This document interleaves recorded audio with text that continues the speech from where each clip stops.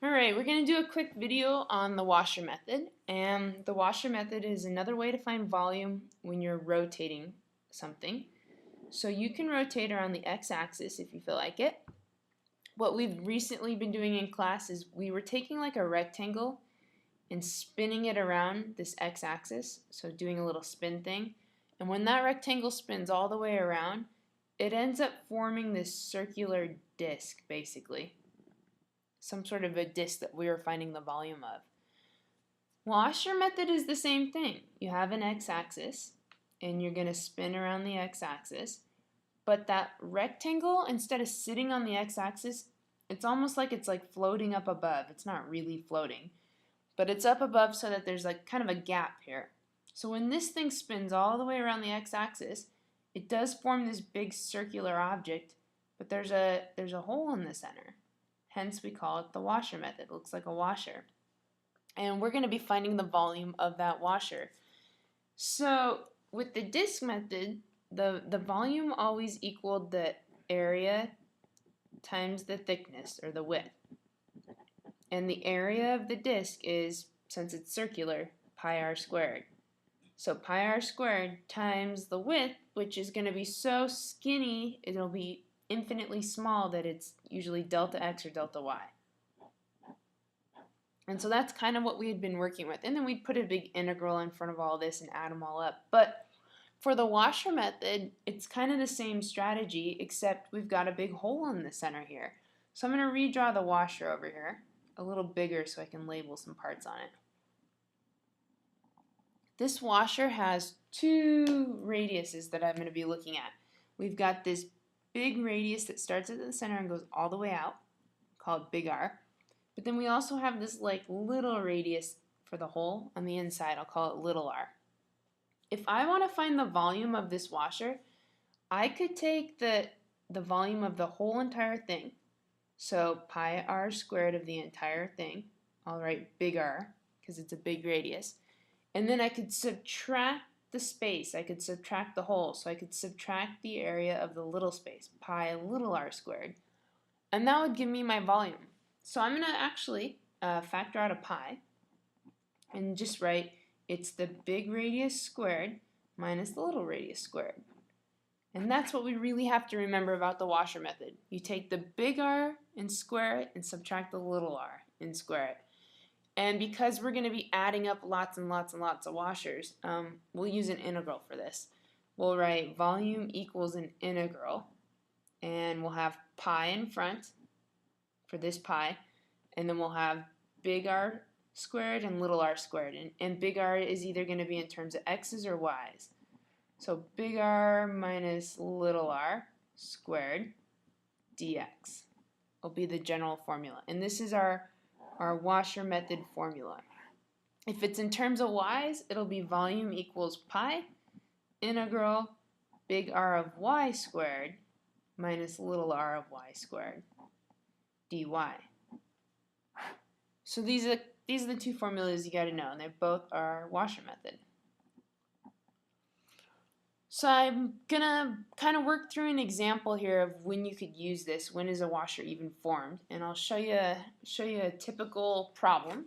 So we'll do one example, and this is going to be the example we're going to take a look at. Let's imagine you have to revolve something around the x-axis. We are going to rotate the area bounded by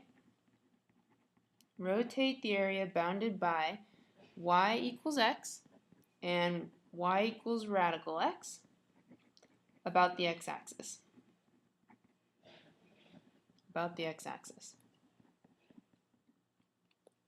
Whenever you read these problems, rotate the area. You know it's this revolving problem. So we're going to set it up, and our whole goal is find the volume of the solid that gets formed. So find the volume of the solid. That's really what we want to do. So do your steps. Step 1, sketch a graph. So we go step number 1, let's see a picture of this thing. What's it look like? So we draw our xy axis. There's mine. and we sketch these graphs. Y equals x, this first graph here, is just a straight line right through the origin. So I can do that. That's easy. Y equals x. Y equals the square root of x. That's the graph that looks like a curve, starts at the origin, goes up, kind of flattens back out to like something like this. Y equals the square root of x. We want to rotate the space that gets trapped in between. So this is the space, I'll highlight it in yellow, that we're going to be spinning, and we're going to spin it around the x-axis, so around this axis. So you can imagine by just looking at this, if I was to put a little rectangle inside of this space, right here, and spin that rectangle around this x-axis, you can see the hole. You can see that when that thing spins, it'll go all the way around, but there's going to be a fairly large hole in the center here to make a washer. So totally a washer problem. I can see it right away. The 3D picture is going to be pretty challenging to draw. I'm going to kind of draw it like a reflection. So you know how we have this square root function coming from the origin? I'm going to draw the same thing down here. And then we have this straight line on the inside, looking something like this, and then this round emptiness. This is my solid. This is what I'm trying to find the volume of. There's a big empty space. This is all hollowed out in the center here where I'm pointing. So totally empty because of this washer. So to figure out the volume, I need a big R and a little r. And I'm spinning around the x-axis. So my big R and my little r are in terms of x's. If I spun, oh shoot, a little r of x. If I spun around the y-axis, then they would be in terms of y's. But this is an x-axis problem, so no big deal here. So big R and little r, here's how you figure them out. Big R is the farthest away from where you spin. So if I'm spinning from here, the farthest away is all the way to here. That's big R, which if you look, that's the y equals square root of x curve that hits there. So if you asked me what big R was, I'd say it's radical x. It's right here, all the way up top. Little r is this space in between. It's where the hole is. That's little r. So little r goes from the axis up to this red line. So I would say y equals x. X is my little r. And that's what I'm going to use to plug into my formula. Remember, it's volume equals pi, integral, big R of x squared minus little r of x squared dx. So I'm going to plug in big R and little r, and I'm going to get some bounds for this thing as well. So volume equals pi, integral, big R is radical x, but we're going to square it, minus little r is x, and we're going to square it, dx. And I guess I'll put a bracket around all this so it's mathematically right. The bounds come from the x-axis, so it definitely starts here at 0. And then wherever this point of intersection out here is, which, too bad I wrote all over my graph here. Let's see, when does radical x and x cross? Well, at 1. Sorry you can't see it, but right at 1 on the graph. So my bounds go from 0 to 1. And now I'm ready to solve.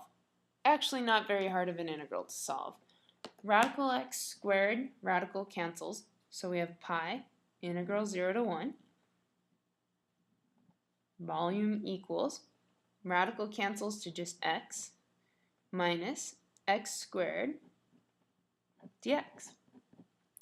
Reverse the power rule on this thing, and we're going to get pi times x squared divided by 2 minus x cubed divided by 3, bracketed from 0 to 1. And we're ready to plug everything in. So I'll plug in 1. I'm going to have pi times 1 squared divided by 2 minus 1 cubed divided by 3. And then I'm going to subtract and plug in 0, 0 squared divided by 2 minus 0 cubed divided by 3, all times pi, which I guess technically there's like a big bracket around all this. But the zeros are going to cancel. So I have 1/2 minus 1/3. If you cross multiply, that's 3 6s minus 2 6s. Get some common denominators, which is 1 6. So we get pi times the 6, or pi over 6. So volume equals pi over 6 units cubed. And that is the answer. That is the volume of our 3D solid. We figured it out using big R and little r, using our washer method.